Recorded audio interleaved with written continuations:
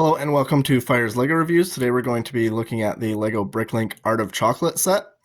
It is set number 910039. It was released in 2025 and is part of Series 3 of the Bricklink Designer Program.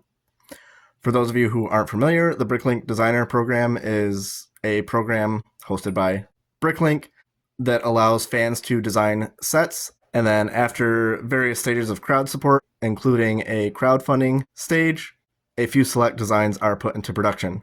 Now, despite the fact that this does not have the LEGO logo on it, these are official LEGO pieces. It is an official LEGO set. You just cannot buy it at retail. You have to pre-order it during a specific 1-week window where the sets are available for crowdfunding, and then only a certain amount of sets are actually produced. They have increased their numbers in the kind of way that they do that recently, so the more recent series haven't had sets sell out, but some of the earlier series did have some of the more popular designs sell out quite quickly. These are completely fan-designed sets. During the stage between crowdfunding and actual production of the sets, they go through a little bit of a review process to make sure that they kind of meet LEGO standards, but they definitely are still not up to LEGO's typical design standards. They're more like mocks that you can buy compared to actual LEGO sets, so there's a lot of advanced building techniques. There are some components that can tend to be a little bit more fragile than you would see in a typical LEGO set, but the payoff is really worth it, in my opinion, for the level of detail that you get in a set like this. The set is rated for ages 18 and up, and it has 2,615 pieces. At the pre-order stage, it retailed for $230, but now you'd have to look at getting it aftermarket if you want the sealed box. However, none of the components in the set are unique to the set. They're all based on LEGO's existing catalog of pieces. So if you want to, and you had no need for the box, which in my opinion, there's not really that big of a need to have a sealed set or have a box for this, you can buy all of those pieces from Bricklink, or potentially even LEGO itself, although Bricklink I think would be the cheaper option, and then just download the instructions. They're available for free. I'll talk about that more in a minute. And then just build the set that way. So you don't have to get the original sealed in-box set to be able to enjoy this design. The front of the box is plain white, kind of the opposite of what we see for the LEGO 18 Plus line. Instead of the LEGO logo, it's just got the Bricklink logo up here, but again, it is an official LEGO set with official brand new LEGO pieces. You've got the render of the set front and center there, and then the information on the left here, 18 and up, the set number, piece count, and then the name of the set, including the person who designed it underneath. The back of the box is very simple compared to what you would typically see on a LEGO set. Again, we got the Bricklink logo there, and then just an image of the interior of the set. The sides of the boxes aren't all that interesting. There's really nothing on this side, and nothing on this side, save for a few kind of silhouettes of LEGO bricks there. Very minimal information on the bottom. And then a little bit more on the top. We finally do get the official LEGO logo on the top of the box here, the set name in a couple different languages, and then the Bricklink Designer Program logo with a 1-to-1 image of one of the minifigures from the set. This set had 31 numbered bags, and then it did not come with an instruction manual. The only insert was this little cardstock insert with some information, a quote from the designer, a picture of him as well, Bricklink Designer Program Series 3 on the bottom there. And then on the back, information for how you can get the building instructions. You can scan that QR code or just go to the website. And yes, there are no physical building instructions in this set. They are only available digitally, and they're available free for anybody that would want them, whether you bought the set or not. So this was my first experience using digital instructions. I have to say I enjoyed the process. I do like having those physical instructions, and I definitely don't want to see LEGO transition completely to digital in the future, but the fact that this was the only option for the set, it wasn't as bad as maybe I had feared going into it. All right, and here is the completed set. So this was the first Bricklink Designer Program set that I have built, and I will say the process was a bit challenging, but extremely rewarding in the end. It took me just under 6.5 hours to build, which averages out to about 8.8 seconds per piece. That is over a second above my overall average of 7.7 seconds per piece, so this was definitely a more challenging model. And I definitely noticed that, during the build process that things were a little bit more difficult to put together because, again, it is mock quality, not Lego quality, so a bit more advanced in the building techniques and some of the components that get put together. But again, as I said, and as you can see, the end result is just absolutely stunning. We'll take a look at some of the details, including the interior in a moment, but first we're going to quickly look at the minifigure lineup. So here are the minifigures included in the set. There are 7 total, 3 workers, and then 4 civilians. Again, none of the pieces in the set are unique to the set, so none of these minifigure prints are exclusive. You can find them in other sets, so this just shows you what you get. I like that there's variety here. Maybe it would have been neat to have the workers kind of all have a similar uniform or something, but I think it's fine the way it is. Like I said, I like that there's variety. There's a lot of useful parts and faces and hair pieces for the minifigures. Most of them also have double-sided faces, so that is what those look like, as well as the back printing that they all have. Now, of course, the minifigures are not the focus of this set in the slightest. The focus is the actual model itself, which is beautiful. The snowy look means it would fit excellently in a Winter Village scene. It actually, now that I have it built, makes the actual official LEGO Winter Village sets pale in comparison to both the size and the level of detail that is present in this. So it might overshadow the other sets if you were to include it in your own LEGO Village. But that said, let's look into some of the details. We've got some great cobblestone work in the front here, a little Lego squirrel there, and then this little gate design in the front there. Over here, we've got the front of the Choco Shop, so you can see through the window there. There's some chocolates and candies on display. We've got a little lamppost there, a staircase up to the front door, and then over here we've got the tasting room, which again you can see through the windows in there, all the little tables set up inside, and then all this magnificent detail with the plants on the outside.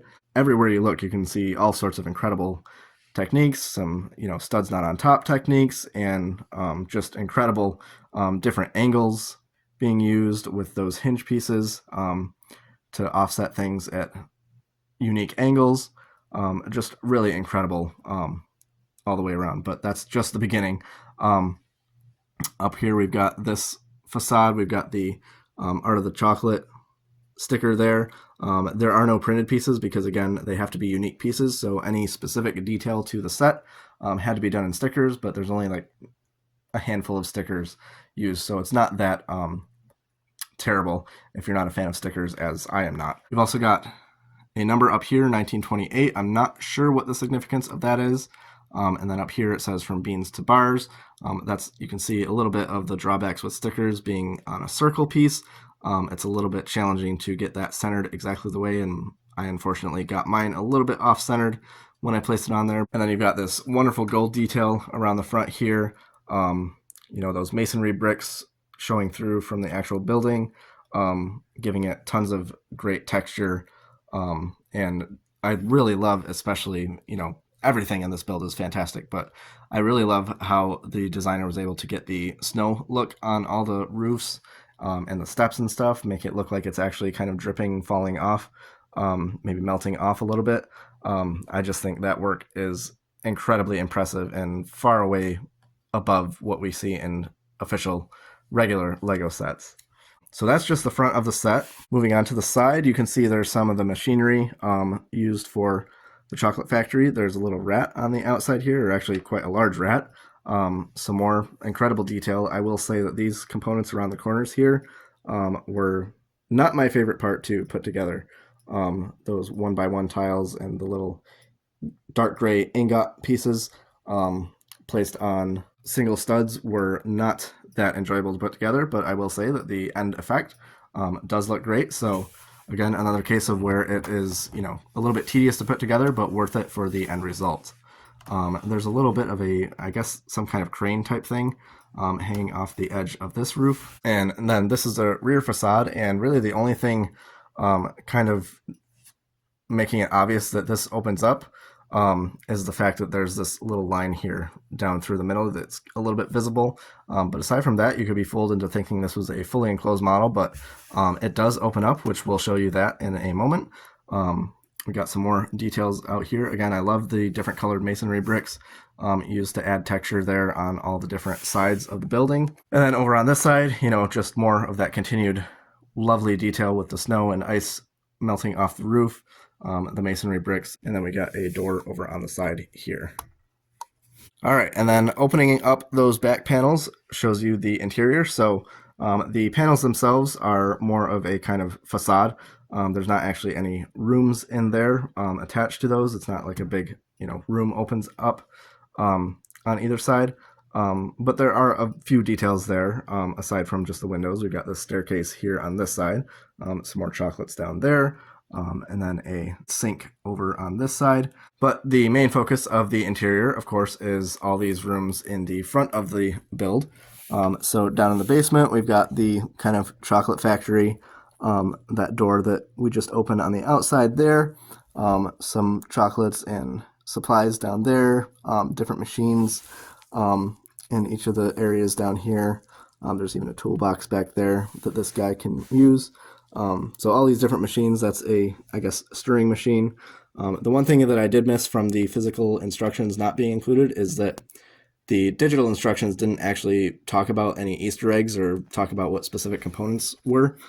So for some of the machines and stuff, I kind of had to guess, what their actual purpose was. Sometimes it's obvious, but other times it was less so. Moving up, we've got kind of the front door area here. There's a nice little coat and hat rack there with a hat on it. I think that looks really cool. It is actually attached with a stud there on the floor. Then we've got the tasting room over here with a little fireplace there.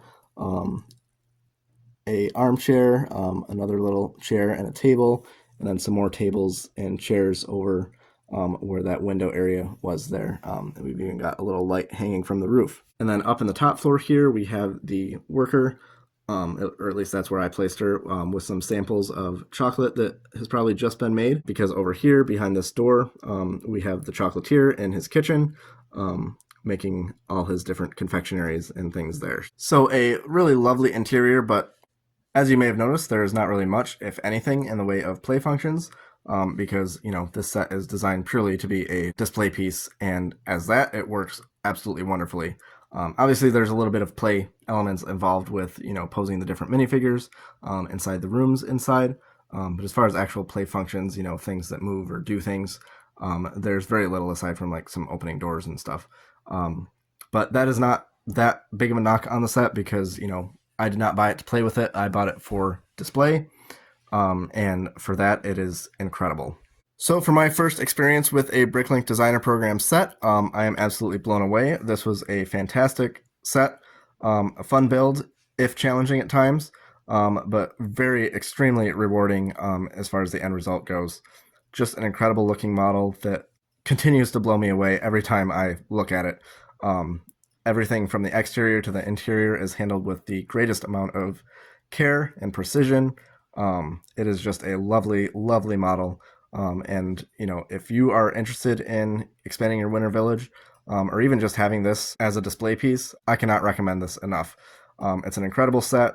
Whether you buy it on the aftermarket in the original box or source the pieces together on your own, it's definitely a design worth building for yourself and, getting to experience all the awesome features that this set has. It is truly an amazing set, and, I just continue to gush about it. There's not really many more words to say. If you have any questions or comments about this set or the review, feel free to leave a comment down below. Stay tuned to my channel as I will be posting more reviews in the future. Thank you all for watching, and we'll see you on the next one.